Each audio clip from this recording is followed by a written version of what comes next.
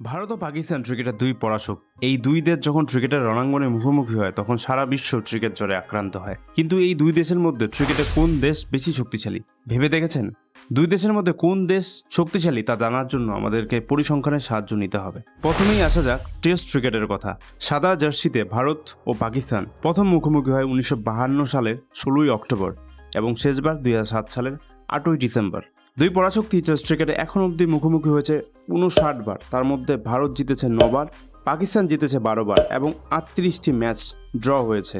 তাই এটা পরিষ্কার যে টেস্ট ক্রিকেটে ভারতের চেয়ে খানিকটা এগিয়ে পাকিস্তান।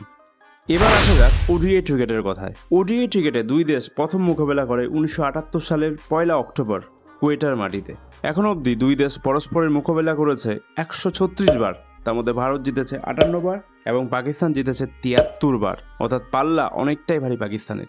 কিন্তু শেষ 10টি ওডিআই ম্যাচে ভারত জিতেছে 8 বার, সেখানে পাকিস্তানের ঝুলিতে মাত্র একটি জয় রয়েছে। তাই রিসেন্ট পাস্টে ভারত কিন্তু পাকিস্তানকে টপকে গেছে, কিন্তু সামগ্রিকভাবে অনেকটাই এগিয়ে পাকিস্তান ওডিআই ক্রিকেটে। এবার আসা যাক টি-20 ফরম্যাটের কথায়।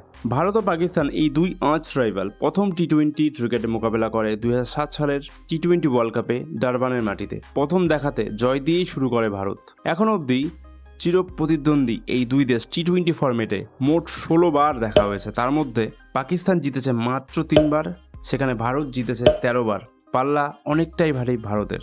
টেস্ট, ওডিআই এবং টি-20 এই তিন ফরম্যাট মিলিয়ে ভারত ও পাকিস্তান মোট ম্যাচের সংখ্যা 211। তার মধ্যে পাকিস্তান জিতেছে 88 বার এবং ভারত জিতেছে 83 বার। আর বাকিগুলো হয় ড্র হয়েছে, না হয় কোনো কারণে পরিত্যক্ত হয়েছে। তাই এই হলো সামগ্রিক চিত্র। সামগ্রিক চিত্র থেকে এটা পরিষ্কার যে পাকিস্তান কিন্তু এখন অবধি ভারতের থেকে খানিকটা এগিয়ে আছে, কিন্তু এটা নিশ্চিত যে অদূর ভবিষ্যতে ভারত কিন্তু পাকিস্তানকে ছাপিয়ে যেতে চলেছে।